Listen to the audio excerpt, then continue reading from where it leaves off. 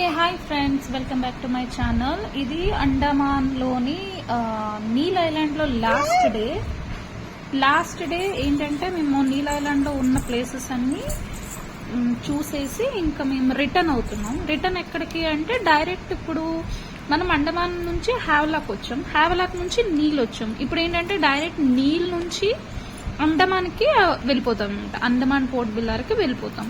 ఎందుకు డైరెక్ట్గా వెళ్ళిపోతే మనకి బెటర్ అని చెప్పి క్రూజ్లో. ఈ క్రూజ్ వచ్చేసి మనకి మ్యాక్రూజ్ అనుకుంటా దీని పేరు. ఫస్ట్ వచ్చింది ఏదో సంథింగ్ నీల్ నుంచి, మనం హ్యావలాక్ నుంచి నీల్ వచ్చింది నాటికా, ఇది మ్యాక్రూజ్. సో మ్యాక్రూజ్ టైమింగ్స్ మార్నింగ్ మాకు 10కో ఎంతకో ఉండే. సో దాని లోపల ఎలా ఉంది అంటే ఈ విధంగా ఉంటుంది. యాక్చువల్లీ ఏంటంటే మేము లేట్గా చేసుకోవడం వల్ల మనకి విండో సీట్స్ అవి మాకు దొరకలేదు, మిడిల్లో దొరికే. బట్ రియల్లీ చెప్తున్నాను, లిటరల్లీ ఆ జర్నీ మాకు హారబుల్ అనిపించింది. ఓపెన్ ఏరియా ఉంటే అంటే ఓపెన్లో ఉంటే బాగుంటుంది, కానీ ఇదంతా క్లోజ్డ్ కాబట్టి కాస్త ఇబ్బంది పడ్డారు. అందరికి వామిటింగ్ సెన్సేషన్ వచ్చింది. నెక్స్ట్ ఈ మ్యాక్రూజ్ చాలా ఫాస్ట్గా వెళ్తుంది. ఫాస్ట్గా వెళ్ళడం వల్ల ఏంటంటే కొంచెం కళ్ళు తిరుగుతున్నట్టు, కడుపులో తిప్పుతున్నట్టు కూడా మాకు అనిపించింది. అసలు నిల్చున్నా కూర్చున్నా అసలు చాలా ఇబ్బందిగా ఉంది. పిల్లల్ని అయితే నేనేం చేశానంటే స్టార్టింగ్ 10 minutes కొంచెం అల్లరి పెట్టారు, ఏదో అవుతుంది అని. బట్ తర్వాత నేను కొంచెం మెల్లగా వాళ్ళని పడుకోబెట్టాను, లేదంటే ఇబ్బంది అయ్యుండేది. అసలు మార్నింగ్ కూడా ఏమి టిఫిన్ కూడా నాకు అందుకే అనిపించి మార్నింగ్ టిఫిన్ కూడా పిల్లలకి పెట్టలేదు, ఇంక ఏమీ తీసుకోలేదు. నేను పిల్లలకు కూడా పెట్టలేదు, మేము తీసుకోలేదు. ఎందుకంటే సంథింగ్ ఏదో నాకు అనిపించింది ఈ మ్యాక్రోస్ కొంచెం ఇబ్బందిగా ఉంటుందని నేను ముందుగా కొంచెం ఎంక్వైరీ చేస్తే తెలిసిందనమాట. అందుకని పిల్లలకి ఏమీ పెట్టలేదు. సో ఇది మనం నీల్ ఐలాండ్ నుంచి డైరెక్ట్ ఇక్కడికి వెళ్ళేది, ఇదిగో ఈ ప్లేసెస్ అనమాట. అక్కడ నుంచి వచ్చేసిన తర్వాత అండమాన్ పోర్ట్ బిల్లర్లో ఏం చేస్తాం, ఇంకా ఆ రోజు ఖాళీ అని చెప్పి ఇక్కడ ఒక ఏంటమ్మా చెప్పు. నేను షిప్కి వెళ్ళాను కదా, నాకు నాన్న రాత్రి బిస్కెట్లు కేకులు కొని ఆ తర్వాత జ్యూస్ కొన్నాడు అక్కడ షిప్ లోనా. ఆ షిప్ లో నేను నాన్న నాకు నూడిల్స్ తినిపించాడు. నూడిల్స్ కూడా కొన్నారా? అవునా, సరే. ఇంకా మేము అక్కడ మాకు ఫ్లైట్ వచ్చేసి నెక్స్ట్ డే కాబట్టి ఆ ఉన్న ఒక్కడే ఏం చేస్తామని చెప్పి పోర్ట్ బిల్లార్లో ఉన్న కొన్ని మ్యూజియంస్ ఏవో ఉంటాయి కదండి, ఆ మ్యూజియంస్ అన్ని కూడా కవర్ చేసాం మేము.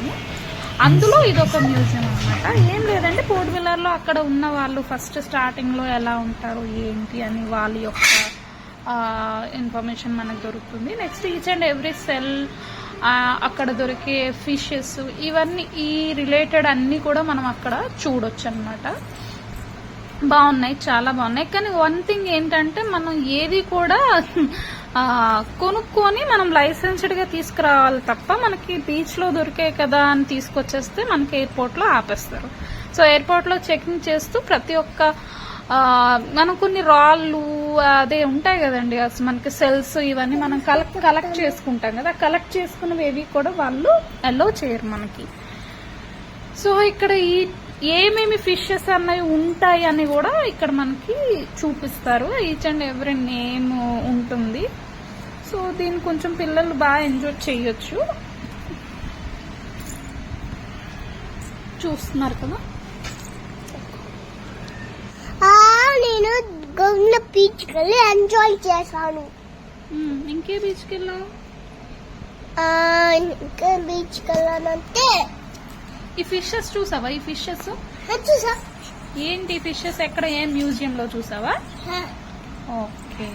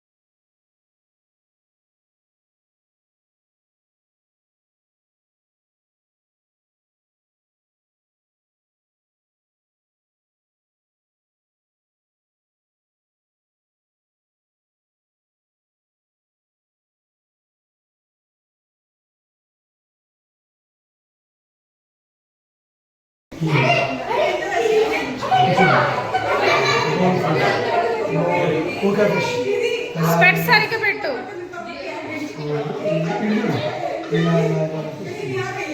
స్పెట్స్ తో దానికి కనబడట్లేదు. తీసే తీసే.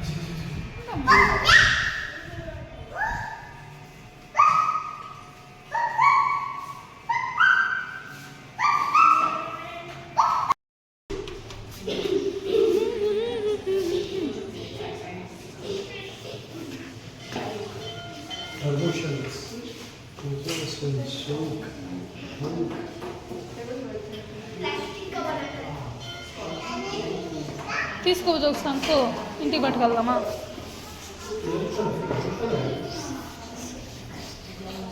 బిజీ ఇలా మ్యూజియంలో పెట్టున్నారు కాబట్టి ఇలాంటివి దొరుకుతుంటే తీసుకెళ్ళడానికి ఒప్పుకోవట్లేదు ఫ్లైట్లో.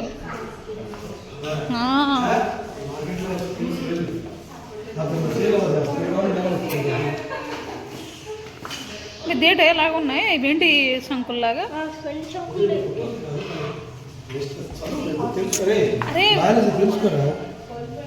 తెలుసుకునే చెప్తుంది. ఇవి సిల్వర్ శంకుల్లాగా ఉన్నాయి. పాలిష్ నృత్యాలు ఎక్కడ వస్తాయి? ఈ పెరల్స్ వస్తాయి తెలుసా? వాటి నుండి వస్తాయి. ఇవి gold, gold oil chips Vijay. అవి సిల్వర్ అయితే ఇవి గోల్డ్.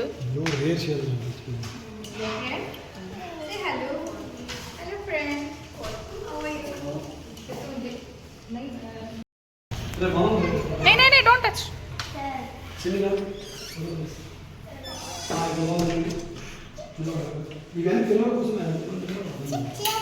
ఎవర్రా మీరంతా?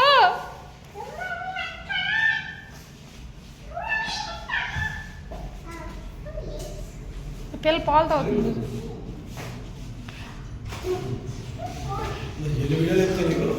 మా రైట్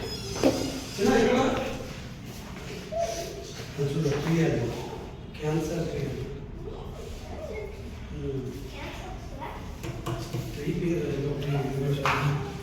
మ్యాంగ్రోవ్ రూట్ అంట అవంజన కింద కూడా ఇక్కడ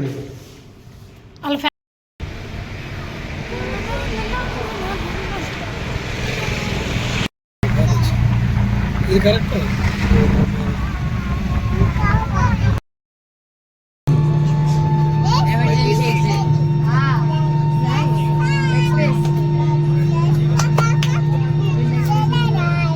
రుషిక